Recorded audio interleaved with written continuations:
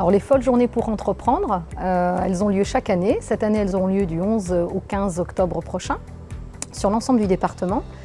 Les maisons de la création et de la transmission d'entreprises d'Angers, Cholet, Saumur et l'ensemble de ses partenaires ont mis en place ces folles journées. C'est un événement que l'on fait annuellement.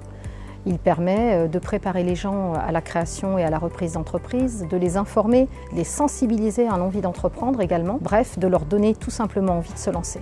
Alors on a donné cette dénomination tout simplement pour rendre les événements accessibles.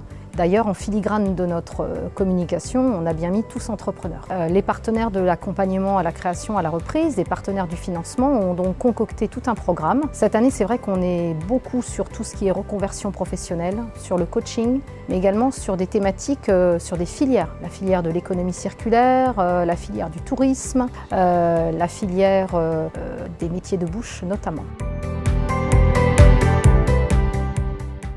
Cette année, on a prévu 34 animations. Alors c'est vrai qu'on dit souvent que nos journées sont un peu folles. Pourquoi? Parce qu'elles se destinent en fait à toutes les personnes qui ont l'envie d'entreprendre. Ce sont des personnes qui ont le souhait, qui ont une envie, une simple intention. Toute personne peut venir finalement, même une personne qui est à un niveau suffisamment avancé, elle pourra tout à fait participer à l'ensemble des événements proposés. Chaque année, on reçoit à peu près 1000 personnes. Dans ces 1000 personnes, il y a au moins 250 professionnels de l'accompagnement mobilisés. Je comprends également là-dedans les entrepreneurs qui vont soit accueillir des temps d'information, des ateliers dans leurs entreprises, ou bien des entrepreneurs que l'on va faire témoigner. C'est donc énormément de professionnels de mobiliser, mais ce sont également environ 700 porteurs de projets, 750, c'était le cas l'année dernière.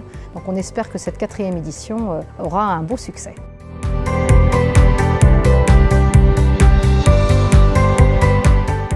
Chaque année, nous enquêtons les personnes quelques jours après les folles journées.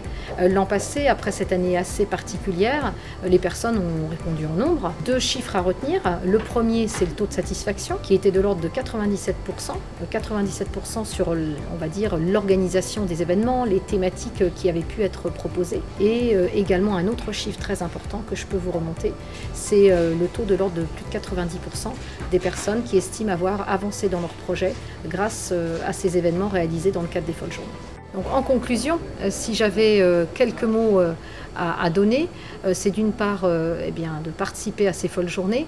On remarque que les personnes qui participent viennent y chercher de la convivialité, c'est pour ça que ces journées sont peut-être folles, viennent y chercher bien sûr des compétences, de la technicité, mais également de la convivialité. Et ça, c'est indéniable.